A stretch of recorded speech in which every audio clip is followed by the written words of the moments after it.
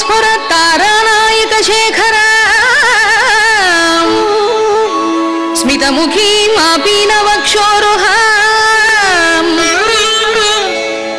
పాణిభ్యాం అలిపూర్ణరత్నచషకం రక్తోత్పలం బిభ్రతి సౌమ్యాం రక్తఘటస్థరక్తచరణాం ధ్యాయేత్ పరామంబికా.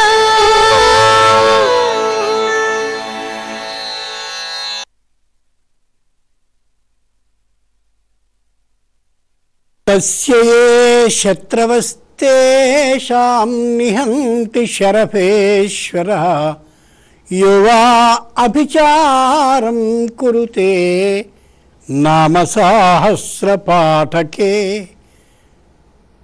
స్పష్టమైనటువంటి శత్రు నాశనాన్ని చెప్తోంది ఈ శ్లోకం. తస్య వా శత్రవస్సంతి. ఆ హయగ్రీవ మహర్షి అగస్త్యునికి తెలియచేస్తున్నాడు, అయా నాకు శత్రువులు ఎక్కువగా ఉన్నారు, ఏం చెయ్యాలి అని లోకంలో అనుకున్నట్టయితే తస్య ఏ శత్రవస్సంతి, ఎవరికి ఎవరు ఎక్కువగా శత్రుత్వాన్ని కలిగి ఉన్నవాడు ఉన్నారో అంటే శత్రువులు ఉన్నారో తేషాం వాళ్ళ యొక్క నాశనాన్ని శరభేశ్వరుడు చేస్తాడు. అంటే శంకరుడు ఏర్పాటు చేస్తాడు శత్రు నాశన విధానాన్ని. నిహంతి, నిహంతి అంటే చంపుతాడు అని ఏకవచనం. అదేమిటండి హంతి బహువచనంలా ఉందే? కాదు, హంతి హతః ఘ్నంతి, హంతి హతః ఘ్నంతి అని అది బహువచనం, ఘ్నంతి అంటే బహువచనం. కాబట్టి శంకరుడున్నాడే ఆయన తన భార్య అయినటువంటి లలితాదేవి యందు ఇష్టుడై తస్యే శత్రవస్సంతి, లలితా సహస్ర నామాలను నిత్యం పఠించేవాడు ఎవడైతే ఉంటాడో అతని యొక్క శత్రువులని అయ్యవారు నాశనం చేస్తాడు. యోవా అభిచారం కురుతే నామ సహస్ర పాఠకే. నామ సహస్రాన్ని అంటే లలిత నామ సహస్రాలని పాఠకే పఠించేవాడు ఎవడైతే ఉంటాడో అలాంటి వాడి విషయంలో యోవా అభిచారం కురుతే, ఎవరైనా కానీ ప్రయోగాన్ని చేసినట్లయితే అంటే లోకంలో చేతబడి బాణామతి అని అంటుంటారే అట్లాంటి ప్రయోగాలని ఎవడైనా దుర్మార్గుడు కానీ చేసినట్లయితే నిహంతి, వాళ్ళని నాశనం చేస్తాడు. ఇది పై భావం. ఆంతరమైన అంటే లో దృష్టితో ఆ అభిప్రాయ విశేషంలో లో ఉన్నటువంటి భావాన్ని పరిశీలిద్దాం. తస్యే శత్రవస్తేషాం నిహంతి శరభేశ్వరః. ఎక్కడ జరిగింది, ఎవరికి శత్రునాశనం జరిగింది? ఉదాహరణ మనకు కావాలి. పాండవులందరూ ఉన్నారు, కౌరవులు ఉన్నారు, వీళ్ళు 5గురు, వాళ్ళు 100 మంది. ఈ 5గురు ఈ 100 మందికి వేరుగా ఒకడున్నాడు, వాడి పేరు కర్ణుడు. పరమనీచుడు, దుర్మార్గుడు. అందుకనే వ్యాసుడు వాడికి ఇచ్చినటువంటి బిరుదు దుష్ట చతుష్టయంలో ఒకడివి నువ్వు అని. అటువంటి కర్ణుడు ఆ ద్రౌపది వివాహ ఘట్టంలో మత్స్యంత్ర భేదనంలో పాల్గొన్నాడు. మత్స్యయంత్ర భేదన ఘట్టం అంటే మత్స్యయంత్రాన్ని ఛేదించేటటువంటి ఒక సన్నివేశం. కర్ణుడు కూడా వచ్చాడు. ఆ పైన ఉండేటటువంటి దాన్ని క్రింద ప్రతిబింబంలో చూస్తూ, ప్రతిబింబంలో చూసేటటువంటి తిరుగుతున్నటువంటి చలలక్ష్యం తిరుగుతూ ఉన్నటువంటి ఆ చేప బొమ్మని స్వయంగా పైవైపుకి బాణాన్ని సంధించి కొట్టేయడం. ఇది చాలా కష్టమైనటువంటి అంశం. అలా ఉన్నటువంటి లక్ష్యాన్ని, స్థిర లక్ష్యాన్ని కొట్టడానికే కంటి చూపు చాలా చక్కగా ఉండాలి. అలాంటిది పైన గిరగిరా తిరుగుతూ ఉండేటటువంటి చేప బొమ్మ ఏదైతే ఉందో దాని కంటిలోనికి తిరుగుతూ ఉన్నటువంటి ఆ బొమ్మని కింద చూస్తూ ఆ కింద చూస్తూ ఉన్నటువంటి ఆ దృష్టితో పైకి బాణపు మొనని పెట్టి ఎక్కుపెట్టి బాణంతో ఆ బాణపు మునికితో తిరుగుతూ ఉన్న చేప యొక్క కంటిని కొట్టాలి, చేపని కొట్టడం కాదు. భారతాన్ని చాలా జాగ్రత్తగా పరిశీలించాలి. చేప యొక్క కన్నే చిన్నది, చేప మరింత చిన్నది, ఆ చేప కూడా తిరుగుతూ ఉన్నటువంటిది, ఆ తిరిగే చేప కూడా పైన ఉన్నది. ఆ పైన ఉన్నటువంటి చేపని క్రింద చూస్తూ ఉన్నాం. చూస్తూ ఉన్నటువంటి చేపని కింద ఆ బాణాన్ని పెట్టి గుచ్చి చంపడం కాదు, కింద తిరుగుతూ ఉన్న బాణం కింద తిరుగుతూ ఉన్న చేప యొక్క కంటిలోనికి పడేలాగా విధంగా కంటిలోకి గుచ్చుకునేలాగా ఇక్కడి నుంచి బాణాన్ని పైకి ఎక్కుపెట్టి కొట్టాలి. ఎంత కష్టం అది! ఆ అమోఘమైనటువంటి విద్య నలుగురికే వచ్చు లోకంలో. ఒకటి భరద్వాజుడు, అంటే ద్రోణుని తండ్రి, ఆయనకే వచ్చు. రెండవది భారద్వాజుడు, అంటే భరద్వాజ మహర్షి పుత్రుడైన ద్రోణుడికి వచ్చు. మూడవది అర్జునుడికి వచ్చు. నాలుగవది కృష్ణుడికి వచ్చు. అందుకోసమే ఈ మత్స్య యంత్ర భేదనం, మత్స్యంత్రాన్ని కొట్టడం అనే పద్ధతిని పెట్టారు. అలాంటి సందర్భంలో ఈ నలుగురు కాక నేను కూడా ఈ పనిని చేయగలను నిరూపించుకోవాలని భావించాడు కర్ణుడు. వాడు వచ్చాడు. వచ్చి ఎప్పుడైతే మత్స్యంత్రాన్ని కొట్టడానికని తాను సన్నద్ధుడై ధనుస్సుని తీస్తూ బాణాన్ని ఎక్కుపెట్టదలిచి వెంటనే మత్స్యంత్రం కేసి అలా వెడుతున్నాడో ఆవిడ అడిగింది, నువ్వెవడివి? నేను ఎవరిని అనేటటువంటి విషయాన్ని చెప్పలేనటువంటి అతను అలా అమోఘమైనటువంటి దుఃఖ స్థితిలోనికి, నిరాశ స్థితిలోనికి వెళ్ళిపోతూ ఉంటే మంత్రరుద్ధ సర్పవత్, మంత్రశక్తికి కట్టబడ్డటువంటి పాములాగా అలా ఉండిపోయి ఏమీ మాట్లాడలేని దశలో ఈవిడ అంది, నాహం వరయామి సూతం, నేను నీలాంటి సూతుడిని వరించరయ్యా అని స్పష్టంగా అంది. అందరూ రాజసమూహంలోనూ. ఒక్కడి మాత్రం నిజం, అర్జునుడి కంటే గొప్ప ధానుష్కుడు, అంటే ధనుస్సు యొక్క విద్యలో మంచి నిష్ణాతుడు ఆయన. అంచేత అమోఘంగా కొట్టేయగలడు, అనుమానమే లేదు. కర్ణుడు ఖచ్చితంగా ధనుర్విద్యలో మత్స్యంత్రాన్ని భేదించగలిగిన శక్తి, సామర్థ్యము, బుద్ధి కలిగినటువంటి వాడే విద్య ఉంది. కానీ కాలం కలిసి రాలేదు. వెంటనే వాడు తన యొక్క క్షత్రియ విధానాన్ని, నేను సూర్యునికి పుట్టినటువంటి వాడిని కానీ చెప్పగలిగినట్టయితే, క్షత్రియుడు సూర్యుడు కాబట్టి, అలాగే క్షత్రియ జాతి కన్య కుంతి కాబట్టి, నేను నిశ్చయంగా క్షత్రియుడిని అని వాడు చెప్పగలిగి ఉంటే అర్జునుడు గాలికి ఎగిరిపోయేవాడు. కానీ అది వాడికి తెలియదు. అంచేత ఘోర పరాభవాన్ని, పరాజయాన్ని, అవమానాన్ని పొందినట్టుగా అనిపించింది కర్ణుడికి. దేనికి ప్రతీకారం ఎక్కడ తీర్చుకోవాలి ఆలోచించాడు. తస్యే శత్రువః సంతి, అప్పుడు తనకి ఎవరి శత్రువులు అంటే, ఏ ద్రౌపది మీద కన్ను ఉంచుకున్నటువంటి 5గురు పాండవులు ఉన్నారో ఆ 5గురు శత్రువులయ్యారు. లోకల్లో ఒకటి గుర్తుంచుకోవాలి, శత్రుత్వం అంటే మనకి మనం వెళ్ళి వాళ్ళతో దెబ్బలాడక్కర్లా. ఏదో ఒక సంఘటన వస్తుంది, ఆ వచ్చినటువంటి సంఘటన కారణంగా మనం శత్రువులుగా అవ్వవలసిన పరిస్థితి ఒకటి అలా దోసుకొస్తుంది. అప్పుడు మనం అనుకోకుండానే మనకి మనం శత్రువుల జాబితాలో చేరిపోతాం. నిజంగా మనం శత్రుత్వాన్ని అవతల వాళ్ళతో కలిగిన వాళ్ళం కాదు, కానీ అలా అయిపోతుంది. అలా పాండవుల 5గురికి కర్ణుడు శత్రువుగా అయిపోయాడు పరోక్షంగా. తస్యే శత్రువః సంతి, ఎవరైతే ఉంటారో నిహంతి శరభేశ్వరః, లలితా సహస్రనామ పఠనాన్ని కానీ చేస్తూ ఉన్నట్టయితే ఇతనికి సంబంధించిన శత్రువులని ఆ శంకరుడే స్వయంగా వధించేస్తాడు అని ఈ పాదానికి అర్థం. వెంటనే ఎప్పుడైతే ఈ విధమైనటువంటి శత్రుత్వం ఏర్పడిందో అప్పటి నుంచి కర్ణుడు ఆలోచించుకుంటున్నాడు పాండవుల్ని ఎలా దెబ్బతీయాలా అని. అది ఎక్కడ ఫలించింది? ద్యోతం ఆడారు, పాండవులు 5గురు ఓడారు. ఓడిన తర్వాత ఏం చేయాలో తోచలా దుర్యోధనుడికి. పాంచాలి. ఈ ఐదుగురికి సంబంధించినటువంటి ఏ పాంచాలి ఉందో పాంచాల దేశానికి చెందిన స్త్రీ సభామాగమ్య పాంచాలి, ఆవిడ్ని సభకి ఈడ్చుకుని రావాల్సిందిగా ఆజ్ఞాపన చేయవలసిందని సూచించాడు కర్ణుడు. కర్ణుడు చెప్పాడు నిజంగా. అందుకనే భారతంలో మాట ఉంది, కర్ణుని ఔదలను దాల్చిన భారత సంహిత అని.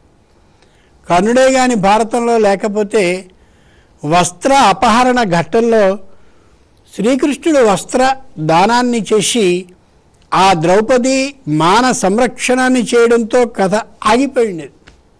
కానీ ఏ కర్ణుడున్నాడో ద్రౌపదిని తీసుకురావాల్సిందని చెప్పాడో, వస్త్రాలు ఊడ్చవలసిందని చెప్పాడో, అక్కడి నుంచి మళ్ళీ కథ ప్రారంభమైంది. వస్త్రాలని అలా తొలగించవలసిందని చెప్పిన నీచుడు కర్ణుడు. ఏ సందర్భంలో స్వయంగా ద్రౌపది ఇక్కడికి వచ్చిందో, వచ్చిన తర్వాత చూసింది ఎవరెవరు శత్రువులు. తస్య ఏ శత్రవః సంతి, భీష్మాచార్యుని చూసింది. ఆయన తలంచు కూర్చున్నాడు. ద్రోణ ఆచార్యుడిని చూసింది. యథార్థమైనటువంటి భీష్ముడు, తనదే సంపద అయినటువంటి వాడు. ధృతరాష్ట్రాదులందరూ కూడా తన నుండి సంపదని అన్యాయంగా తీసుకుని దురాక్రమణ చేసుకుని అనుభవిస్తున్నటువంటి వాళ్ళు ఎవరున్నారో వాళ్ళని అణచకుండా మౌనంతో భీష్ముడు అలాగే ఉన్నాడు. కాబట్టి ఆయన శత్రువే. ఆయన మాట్లాడకుండా ఉన్నాడని గమనించిన పక్కనున్నటువంటి ద్రోణుడు నేనెందుకు మాట్లాడాలి, మాట పోతుందనే ఆలోచనతో ఆయన కూర్చున్నాడే, ఆయన శత్రువే. అలాగే కృపాచార్యుడు, ఇంకా పెద్దలైన వాళ్ళందరూ సభలో నిండుగా ఉన్నారు. అందరూ కూడా మాట్లాడవలసినటువంటి భీష్ముడు మౌనంతో ఉన్నాడు.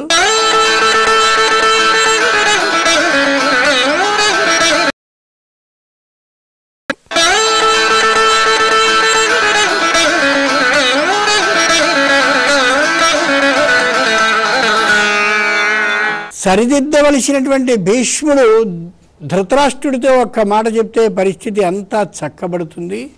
కారణం, ఈ ఆస్తి మొత్తం కూడా ఆ భీష్ముడిదే. కాబట్టి శంతనుని యొక్క పుత్రుడైనటువంటి శాంతనవుడు కాబట్టి శంతనుని యొక్క ఆస్తి అంటే తండ్రి యొక్క ఆస్తి తనకి సంక్రమించింది. కాబట్టి నా సొమ్ముతో మీరేమిట్రా పందెం అనగానే అన్నట్లయితే మొత్తం కథంతా తలకిందులవుతుంది. కాబట్టి చెప్పవలసిన బాధ్యత, ధర్మము, కర్తవ్యము భీష్మునిది అవుతూ ఉంటే ఆయన మౌనంగా ఉన్నాడని మిగిలిన వాళ్ళు ఎవరు ఊరుకున్నారు, మాట్లాడారు. తస్య ఏ శత్రవః సంతి, అప్పుడు ఈ ద్రౌపదికి ఎందరు శత్రువులు అయ్యారంటే వీళ్ళందరూ కూడా. కర్ణుడికి ఎందుకు శత్రుత్వం ద్రౌపది విషయంలో ఏర్పడింది అంటే ఆ వివాహ కాలం అలా ఉన్నటువంటి సందర్భంలో స్వయంగా తనకు తాను స్వయం వరాన్ని చేసుకోవలసి వచ్చినటువంటి సందర్భంలో కర్ణుణ్ణి నాహం వరయామి సూతం, నేను సూతుణ్ణి వరించను అంది. కాబట్టి శత్రుత్వం వాళ్ళకి అక్కడ ఏర్పడింది. అలాంటి సందర్భంలో ద్రౌపది యొక్క ముఖాన్ని చూసి సభ మొత్తం ఆశ్చర్యపడ్డారు. ఒకసారి క్రిందటి రోజున అనుకున్నాం, తన్ముఖాలోకమాత్రేణ ముహ్యే లోకత్రయమునే. లలితా సహస్రనామ పారాయణాన్ని చేసే ముఖాన్ని చూస్తే ఎదుటివాడికి ఎవడికి అపచారం, అపకారం ఏదైనా సరే నింద చేద్దామనే దృష్టి కలగదు అని. ఆవిడ యొక్క అమోఘమైనటువంటి రాజలాంఛన లాంఛితమైనటువంటిది, అయోనిజ అయినటువంటిది, సాక్షాత్తు యజ్ఞగుండం నుండి పుట్టినటువంటిది, నిత్యము అమ్మ సేవని చేస్తూ ఉండేటటువంటిది అయిన అద్భుతమైన ఆ ముఖ గాంభీర్యాన్ని, సౌందర్యాన్ని చూసి ఎవ్వరూ మాట్లాడలేకపోయారు. అంతేకాదు, ద్రౌపదిని తీసుకురావాల్సిందని మొట్టమొదట ఒకడిని పంపిస్తే వాడు ఆ ముఖాన్ని చూడలేక వెనక్కి కూడా వచ్చాడు. వాడు అంతటి అమోఘమైనటువంటి ముఖంలో కనిపించే తేజస్సు అంతటిది.